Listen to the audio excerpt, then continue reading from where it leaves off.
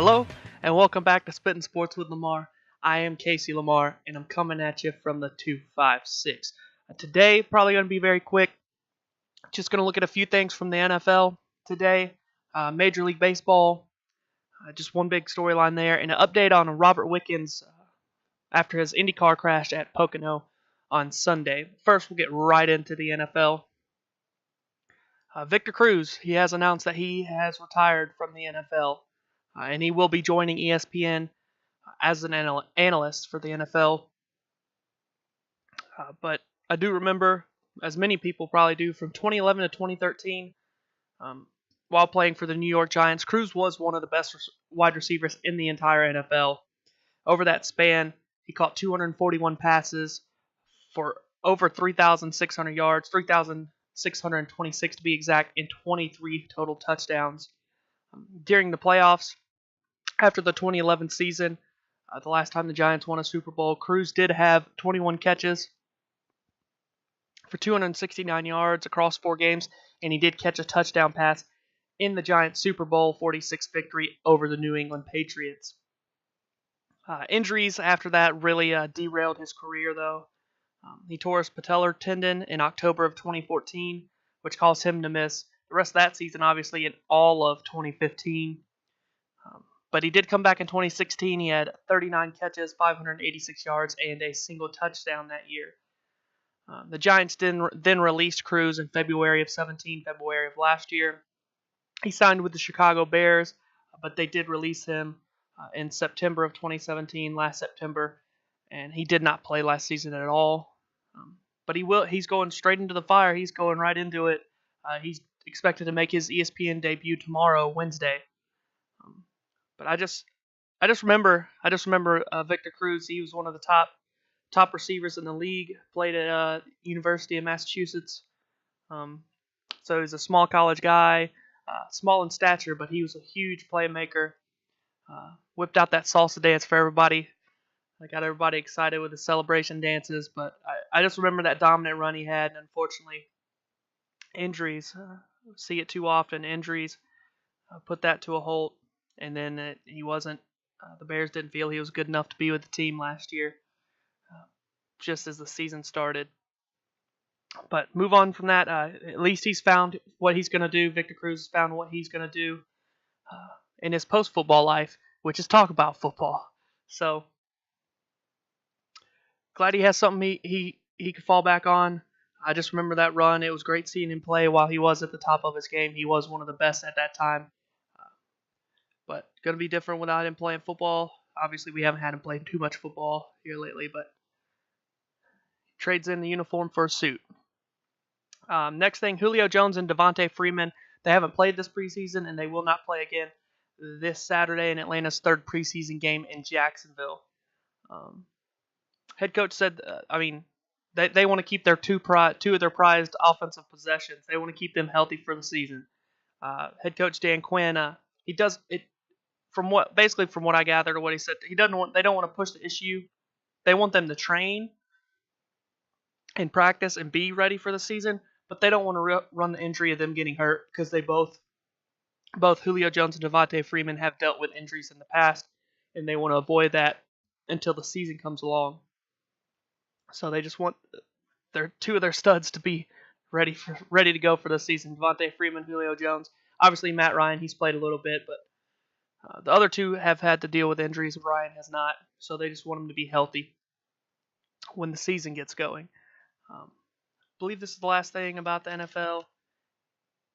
Yes, this is the last thing I had to say about the NFL.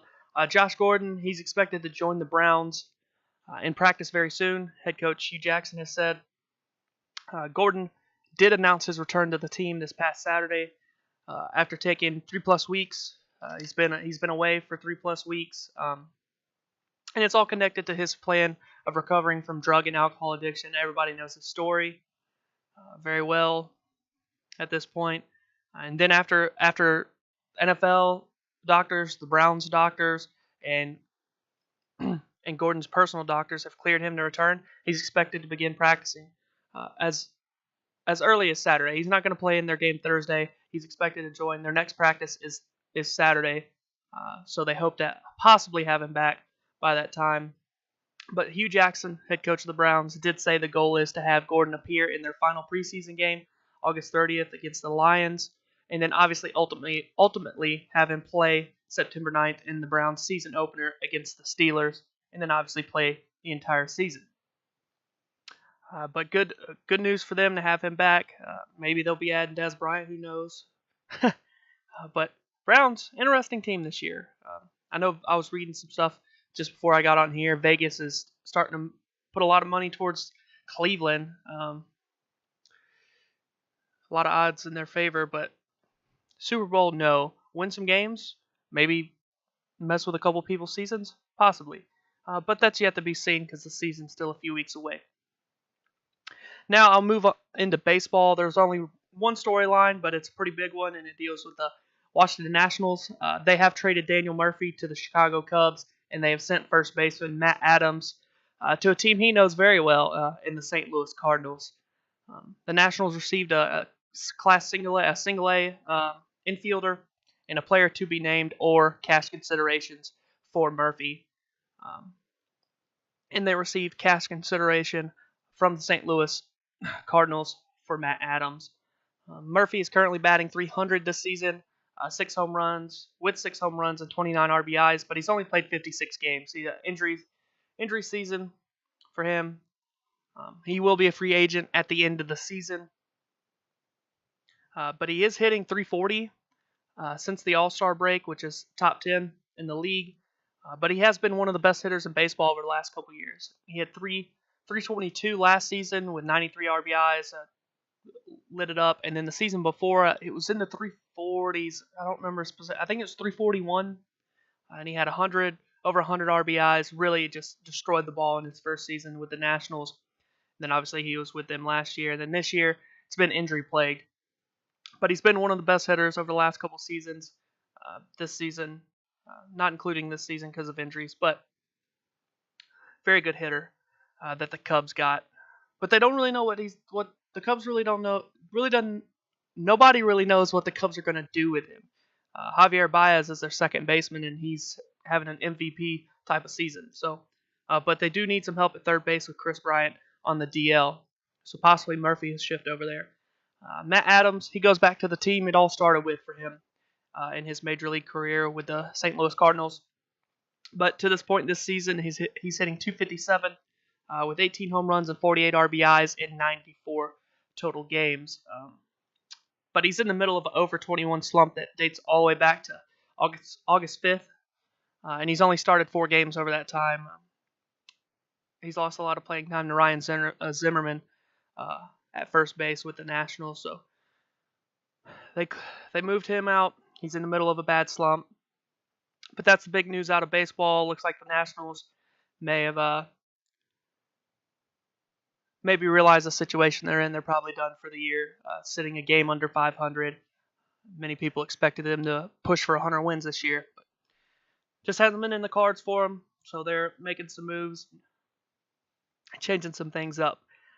Very last thing I wanted to talk about, Robert Wickens, the crash I talked about yesterday that he was involved in. He had titanium rods and screws placed in his spine to help stabilize. Fractures associated with that horrible wreck that you just saw right there. That caused injury to his spinal cord that he suffered in that crash. But rods and screws to stabilize his spine to help deal with that injury. But it was obviously the first of several surgeries that Wickens is expected to undergo to help treat and repair all the fractures in his body. But the next ones are expected to help treat and repair his lower extremity injuries in his broken right forearm. He does remain in stable condition, but like I said yesterday, this crash right here, thankfully his car didn't turn over and he go head first into that, and it was just the nose of the car, but still, that's not an injury you really expect somebody to survive through. But he's in stable condition and expected to recover to some extent. They don't know. They didn't say he's been paralyzed or anything like that, but he's alive. He's in stable condition, and they're starting to put him back together. I guess you could say those things are just scary stuff. But thankfully, he is alive. Like I've said probably 200 times, you don't really expect them to come out of that alive. Like I said, when I saw the wreck, I was just waiting for IndyCar to announce that they had lost another driver. It's just crazy stuff. Yeah. And really, safety-wise, with these cars, what more can they do with an open cockpit car other than try to slow them down? But that's scary, scary stuff for Wickens. But like I said, he's starting to undergo those surgeries to help repair his body. But that's all the news out of him, or out of his situation currently. IndyCar has not announced the extent of his spinal injury. Like I said, they haven't said much about it other than just gave an overview of what his issues were stemming from that wreck. But this is where I'm going to end this video for today. Tomorrow we will look at the Ohio State, or at what Ohio State says about the Urban Meyer investigation. They said Wednesday was the day, so tomorrow I'll probably make a Spittin' Sports episode talking about it, and I might just give a separate video dedicated specifically to that, giving my own thoughts about it, or just talk about the facts, talk about what happened. And obviously anything else that happens the rest of the day tomorrow before I produce the next Spittin' Sports. But like I say every time, don't forget to like, share, and subscribe to the channel if you enjoyed this video. But this has been Spittin' Sports with Lamar. I am Casey Lamar, and look forward to talking to you all again tomorrow.